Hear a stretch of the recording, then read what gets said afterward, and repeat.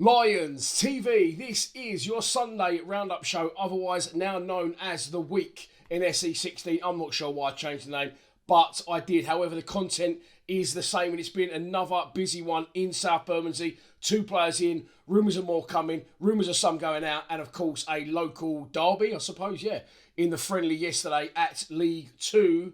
Bromley, which was sold out and featured some ex-Millwall players for the opposition. I didn't go yesterday. I've had work going on in here, trying to get that done before the season starts. I've just got my voice back and I hate being one of these people that bangs on about being ill, but more than ill, I wasn't, I was ill for 24 hours, but then my voice completely went, and it's only just came back in time to do this weekly roundup show. Let's start with the obvious players that are through the door. First off, we are talking the one that we all knew about. He's been training with the team in Spain. Massimo Luongo is a Millwall player for 1 season. And there he is, really full of joy about signing for the Lions. I think it's a really good signing. I thought that before he turned up, although I'd not seen a lot of him. I like what I've seen of him. And yes, it's only pre-season, but he looked like he got a really good engine. Not maybe as much of an engine as Saville, but a better passing range than Saville, a bit more composed on the ball. And Saville wasn't bad at that. I just think that Luongo is good. He's had back-to-back promotions, of course, with Ipswich, and he's got Premier League experience. But more than the Premier League experience, I like the statement of 2 back-to-back promotions. So he understands what it means to be promoted and what it takes from this division. And I think it's a really, really good like-for-like replacement from Saville. I'm thinking Saville probably wanted a 2-year deal, and we only offered Luongo 1. I would imagine he's come from the Prem, so he was probably on slightly more, if not around the same amount of Saville wages. But Savs has gone, moved on to pastures new at Luton. We wish him all the best, although it is a shame. And for me, that would have been the ideal scenario to keep Savs. But one down from that is to get a like-for-like replacement, which we have done in Luongo, and he becomes a permanent Millwall player. He started on the bench yesterday. I want to cover that game towards the end of the show. But let's move on to the second signing of the week. And there he is, Steven Bender, a 26-year-old goalkeeper from Fulham. Never played for Fulham. Of course, he's German. He's 26, like I said, and he started out in Germany. But he actually came through the youth system at Swansea. Played for the Swans for, I think, 3 or 4 years. And he had loans at Peterborough and Swindon before landing at Fulham in 2023. However, he's never kicked a football for the first team. And I'm hearing that they got, through Richard Coley, who is a Fulham fan, they got another goalkeeper in. So that's put him further down the pecking order. And he's a perfect fit, once again, as far as I'm concerned, in SE16. Where does this leave us with the goalkeeper situation? I like what I've seen of Crocombe so far, and I think that if Bender hadn't come in, Crocombe definitely would have started the season as first choice. However, I'm pretty sure now he came on for half an hour yesterday, Bender, that he is going to be the first choice until Lucas Jensen is fit. At least he is on loan for the full season. So as it stands, we've got Evans will be back up to Crocombe, and now he'll step down a pecking order to third choice.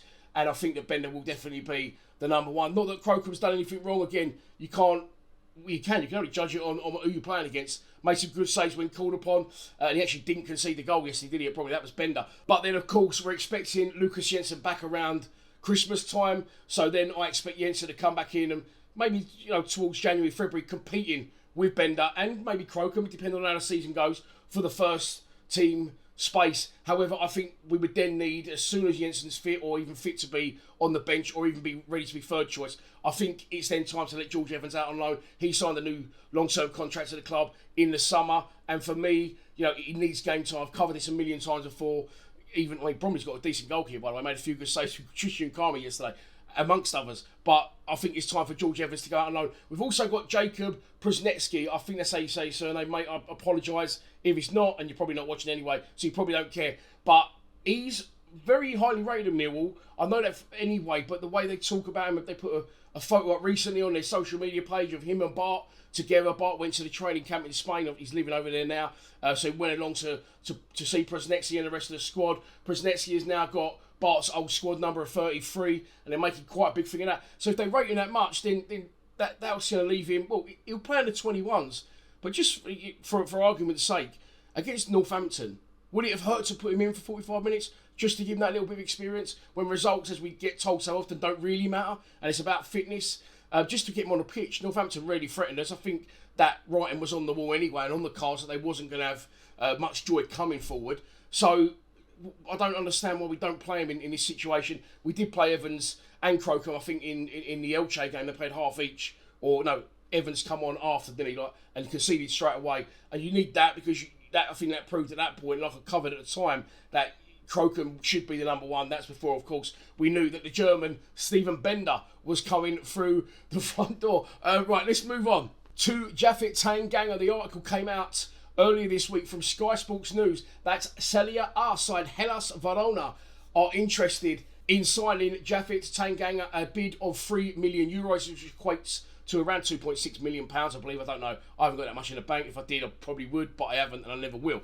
But it was rejected by the club. They want a lot more from Tanganga, and I think that the Premier League 1.2 million buyout clause ship has sailed. I don't think that's going to be happening. I've covered this and Ivanovic in another video, and it did cover Ivanovic in that same article, saying that also I think it was Palmer interested, or someone was interested from Serie A in Ivanovic. However, the clubs can't meet valuations, and this is the world we're living in now. It's a little bit crazy, and it just shows what level now the clubs move to, in my opinion. Where are we? Where, they bid for Zian Fleming, didn't they, a couple of years ago? I think it was Lazio. Lazio have been linked with Ivanovic as well. Now Verona are coming in for Tanganga. That didn't used to happen at Millwall. Very, very rarely. And at the other end of that spectrum, we're now not signing free players from Fleetwood or wherever, or League One. We're going after players, 3 of them, in and around Premier League teams. Going to get onto the last one in a minute, of course. But for now, Japhet Tanganga and Mihailo Ivanovic both staying. If I had to put money,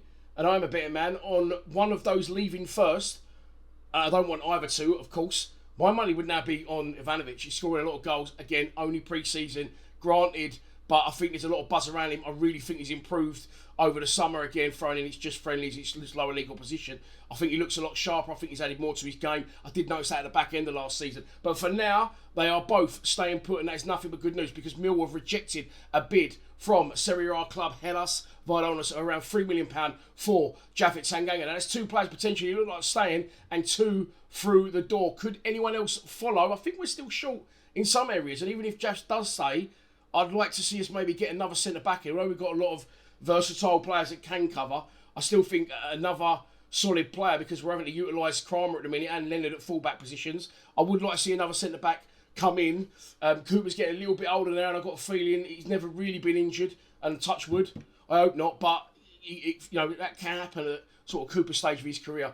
So I'm hoping that doesn't happen, but I would like to see another centre-back come in on that basis. We have also been linked with Spurs' 20-year-old exciting young talent and a central attacking midfielder, Alfie Devine. He started his career at Spurs. He actually started his career at Liverpool in the youth system, worked his way around a few clubs, including Wigan, I believe, came to Spurs, never played for the first team. As you can see there, spent time out on loan at Plymouth and Port Vale, and most recently, it looks like that says Westeros. He definitely hasn't played in the Seven Kingdoms. I believe they are a Belgian side. He's highly rated. I'm pretty sure we've been linked with him before. Alfie Devine, Alfie Doherty. I think there's another one who was on loan at Leighton Orient. We seem to be getting linked, I think, a Spurs centre-half as well once, with lots of their players. Of course, Thomas Frank is now their manager, and they're building big by the look of it. They thought they had Gibbs White, never end up getting him. This isn't a Spurs or a Premier League show. So let's cut back to Millwall. It's a permanent signing if we go after him. I believe we are going after him. Someone said he's having a medical. I don't know. It's just rumours that go around. Started usually by some donut on Twitter that just living out of his mum's basement, hasn't really got a life, so he just sort of starts rumours off. But if it happens, again, another good young player, nothing but good news. But this can lead me straight into yesterday's game, because we've got Luke Cundle, who plays in a similar position, who has looked good in pre-season, I've got to say.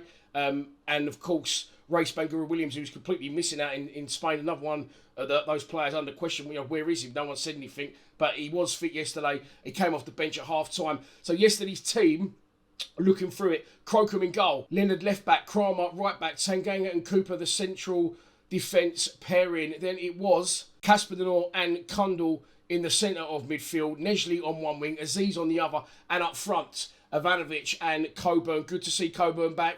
Good to see Negley back, and it's getting near the start of the season now. He's all moaning about these injuries, but maybe, like I said, the club are protecting their investments. They're getting ready for what could happen, so they're keeping players back, and then really all guns blazing away at Norwich. Shitting on the preview a little bit, which will come in a couple of weeks' time, 10 days, something like that. I don't think he'll play 4-4-2 at Norwich. I don't think that'll be far off the team that we will play when we play at home. Cundle, for me, again, if we're linked with Devine, that links into that. I think that Devine, potentially, I hope he doesn't become another Daniel Kelly, though. what's happened to him? He's injured again by the look of it. We paid extra money to get Kelly to the club, and it's all right getting these younger players in, but if you can't trust them to step straight into the first team, and I imagine that's where Devine would want to be, having played at Spurs. Well, not played at Spurs, but been at Spurs for as long as he has, and we're going to pay good money for him. Similar position, I imagine, to Cundall. Bangura Williams, maybe. The game yesterday, I thought we kept the ball really well. I'm going to get on to that in a minute, what I was just talking about, by the way, I haven't forgotten. I feel that we knocked the ball back lovely. Again, you can only beat what you put in front of you, and we didn't beat them comprehensively, but I felt we completely dominated and dictated possession in the first half. Playing some really nice football now under Alex Neil, and yes, I'm going to say it again for about the 50th time, that might not be, an option to play and knock it around and keep possession as easily as we did yesterday against teams in our division. However, I thought that we, what's the word I'm looking for? I thought we executed the passing well, and we looked dangerous. Aziz is always looking dangerous. Nesley, I think, just was getting minutes yesterday and probably had more in the tank. But it was him that hung one up to the back post, headed back across goal by Cundall, and brings a really good save out of the goalkeeper, Summit Smith, I think his name was. I said his name so many times, I remembered it almost. Good save there from Kramer, who was up there. Kramer done another one in the first half across the box. Sort of a cross shot that the keeper parried away. And winning at half-time 0-0. But we come out second half and really stepped it up. Bangura Williams come on in the second half. This all links in, don't worry, I'll get there eventually. Short story, extremely long, with me, as it always is. And he just showed his brilliance. And I have covered this last season when people were saying, and I've got ones wrong as well, I admit that, but people say, no, get rid of him, not up to it. Bangura Williams, not sure. I said these two are different, and you've got to look at them in a different way to other players we got, because, for example, Casper Denor, Billy Mitchell, they will keep the ball all day long, and that's brilliant. We need that, but you need something different from that, and that is what Bangura Williams has got. And the goal yesterday was brilliant, and it's convinced me never more than ever that he's not a wide player. So I think what I'm leading to is at Norwich you probably will play a 4-4-1-1, a 10 in behind, and I urge him to not play Luke Cundall in that position. Nothing against Luke Cundall, but I think Bangura Williams could be the key for that, and I think he'll probably go with Coburn up front instead of Ivanovic. I know you're screaming at me, but I'm just thinking what he'll probably do.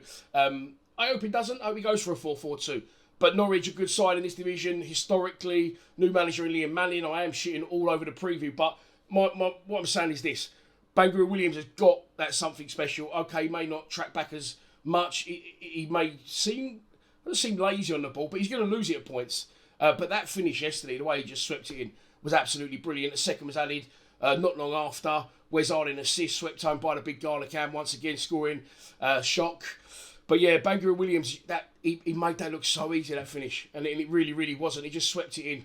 No questions asked. And you need those players for those big moment in games. You need the Casper Denors, like I said to this world, all day long. Brilliant player. But you need someone with that little bit different, that maybe hasn't got the work ethic, that maybe will lose the ball more than a Casper Denor will lose the ball. But can Casper Denor do that from there with ease? I haven't seen him do it, and I'm not knocking him. He's a great player. Casper Di Ballon, he may get that award yet. But yeah, Bangura Williams, for me, I don't know, just have him in there, just that 10 role. And if it ain't working, he probably won't do a lot for a whole game when you're away at Norwich, but it'll just pop up with that moment of brilliance that could win you the game. And I'm confident going into the new season. So, as we know now, Ivanovic and Tanganga both look like they're staying put for now. I think they will for the start of the season. I have said that already. We've got Luongo through the door.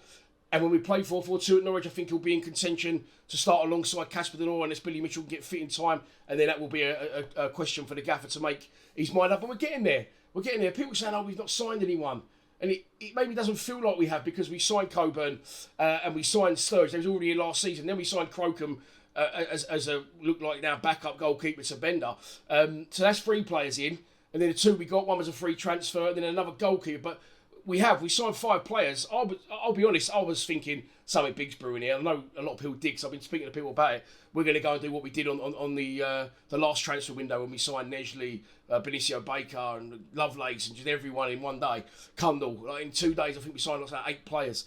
I don't think that's going to happen, and I think that's a good thing, because by bringing back Sturridge and Coburn, I think he's proved that that was working. So we just need to get that core back together, tinker it a little bit, but nothing too major.